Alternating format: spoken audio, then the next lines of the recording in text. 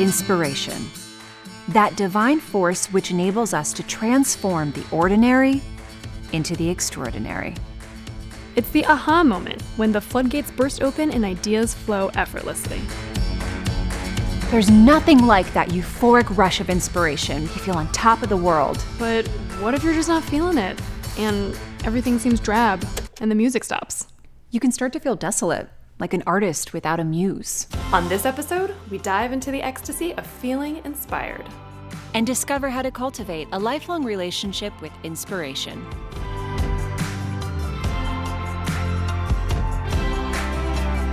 For me, when I'm inspired, it comes in a flash, and it's quick, and I gotta catch it. When I'm inspired, it's like I'm being electrocuted by lightning. Like I've literally been hit by lightning, and I need to right out the door. Bolt. But where does this mystical energy come from? We turn to some creatives who inspire us to see what they had to say. My name is Alyesha Wise Hernandez. I do poetry, and I teach it. My name is Mitchelito Orquiola. I'm a muralist visual artist here in Los Angeles. My name's Jana Roemer, and I've for a really long time been a yoga teacher, a meditation and yoga nidra guide. I'm a midwife of awakening. When I'm inspired, it's like I'm feeling all this fire in me, but I've learned how to contain the fire. It feels like it needs to be done. One of the things I had to tell myself is don't rush it though, because I'm so excited and I want to create, I want to let it out. My creativity comes in the most awkward and inconvenient times. Like making dinner, all of a sudden I'm like, I have to do this. So it comes as excitement. My nervous system gets activated and it's like a biochemical experience.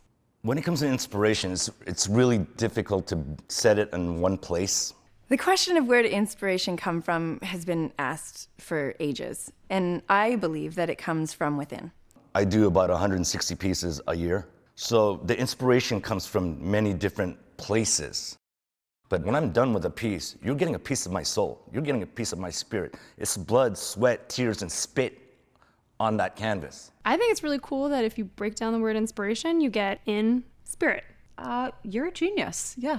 We are spirits having this human experience, and the more we welcome the bigger part of ourselves into this human experience, the more inspired we become. I believe that the spiritual aspect in my work, it's not based on any type of religion. It's more channeling my spirit.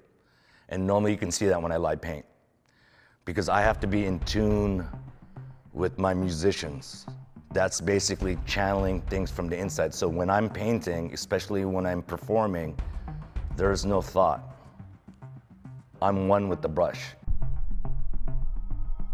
All the conversation of get out of your head, by getting the heart to communicate with the head through getting into your body, getting the nervous system to listen, then everything flows much more easily. Most of my work, I feel like, is spirit work. It comes from a place of purpose, and it's an energy behind it. So I can read all day. I love having a book and reading you poems. I could just read something, but a lot of times I do feel like naturally my spirit takes over and it becomes like a deliverance.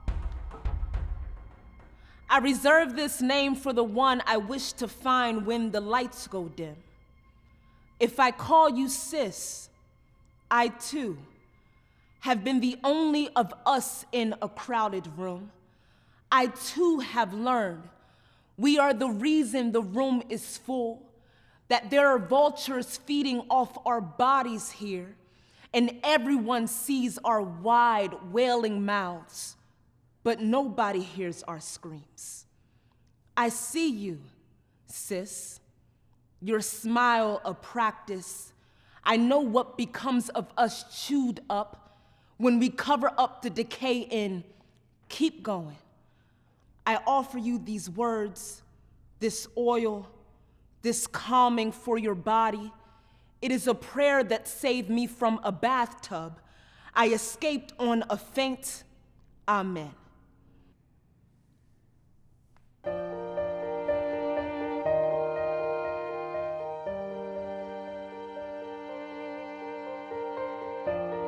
I had a real epiphany when I realized, oh wow, inspiration actually comes from within, but also when you're active and connecting with others, it comes from the community that you surround yourself with. You can't just sit in your room and feel an inspired existence.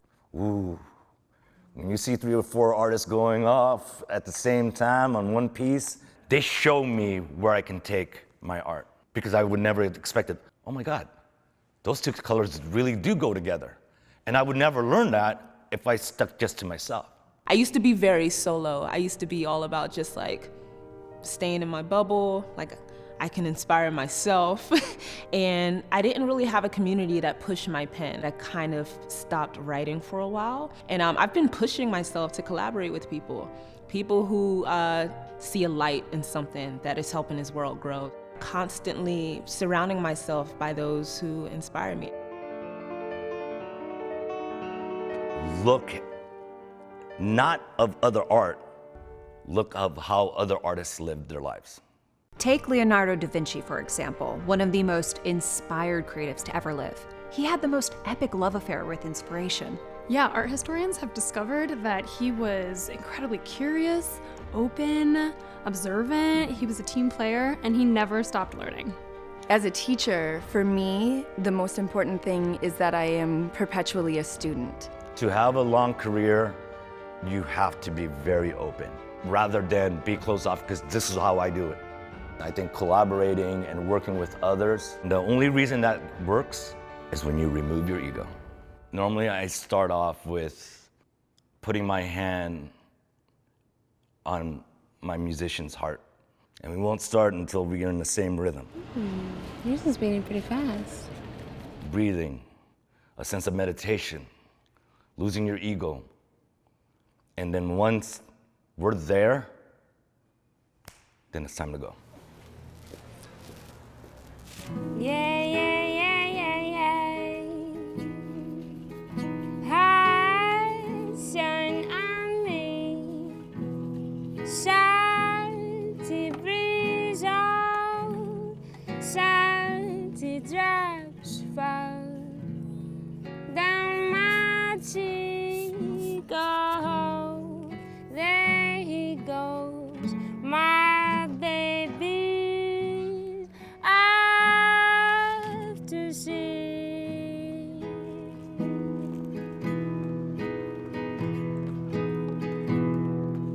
Made for children under sun. I remember. Another amazing resource for inspiration is our emotional experience. If we look at the human condition, one of the greatest driving forces of everything that we do is based in our emotional embodiment. Inspiration doesn't always come in a pretty package. You know, you meet yourself where you are and you might not be in the best place. Being uninspired as well invokes a certain emotion. So I use that anger, that feeling that I may be lost. I let my emotions guide where that paintbrush goes. The poet wrote on Twitter years ago, they said, whatever's stopping you from writing the poem, that is the poem, right? And it makes me think of life too. Whatever's stopping you from living, that is the living.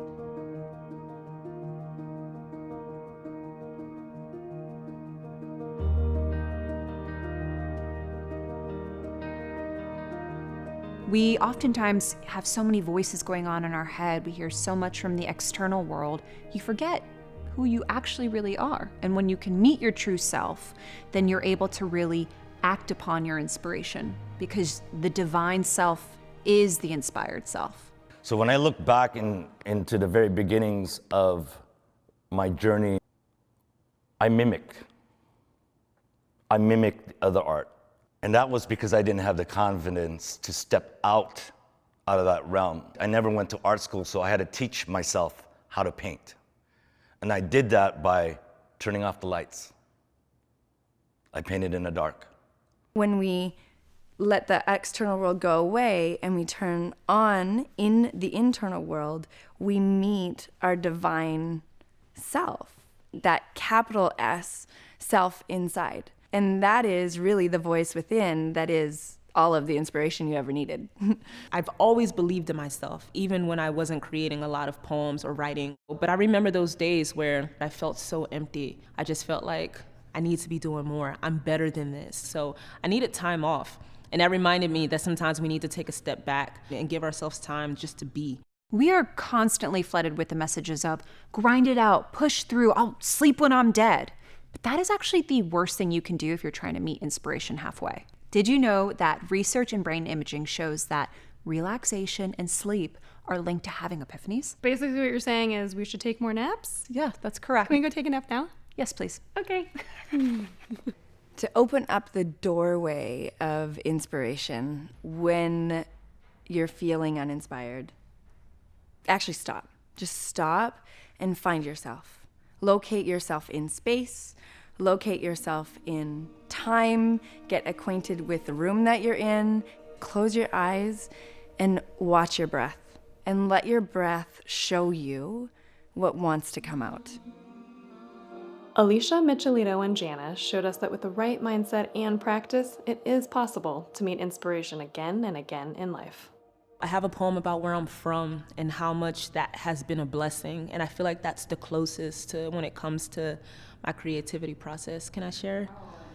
Okay, all right. I may not know it by heart. I've never done it off the top of my head. Bear with me. Let's see what happens. Blessings I have attained from my hood. An enormous heart, being punched in my left eye, an eye barely bruised as much as my feelings, the feeling of get stronger. A New Jersey fire, my mouth a flame folded into a fist, my fist forgiveness molded into a prayer. A Baptist church, baptism at the age of 11, permission to join the junior choir, the teen choir, the adult choir, the usher board. I couldn't sing, but I could strut. Permission to praise God inside the house of God, to realizing God is wherever I call home. This is the Grandview Fine Arts Studios. I am studio number 12, and this is my studio right here. This wall represents all the influences that I've had to get me to where I am in my journey. I have a picture of my daughter, pictures of the prototype muses that I've had that I've worked with over 20 plus years ago. I love to paint and get behind the eyes of a lot of the subject matter or the models that I end up using. This is where everything happens. This is where the magic happens. When we do the practice of Yoga Nidra, you actually unplug yourself from the external world. You turn on your internal world. You connect with your internal world, and you feel that intimate feeling inside that's only yours. We now begin the practice of Yoga Nidra. One of the first things you do in the practice is close your eyes, because with the absence of light, you signal the pineal gland to start producing melatonin. And when that happens, there's a new sequence of chemicals that then gets released. Let this bring your focus or bring your awareness into this internal space.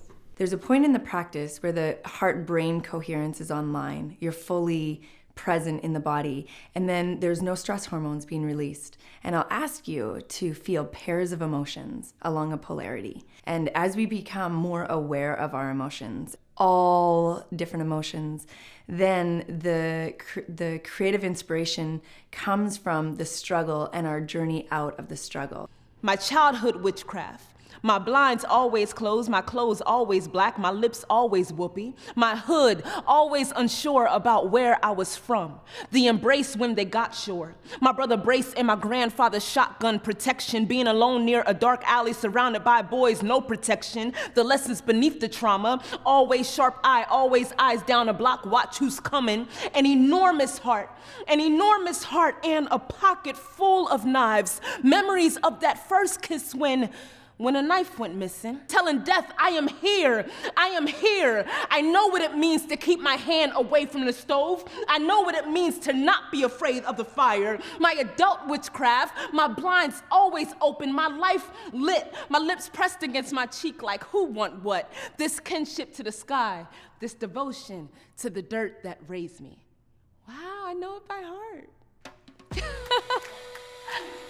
I didn't think I was gonna get through it.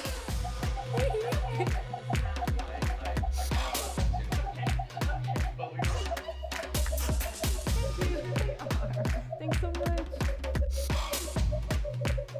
One of the best ways to live an inspired life is to set aside your ego and let humility fill its shoes. The fastest way to do that?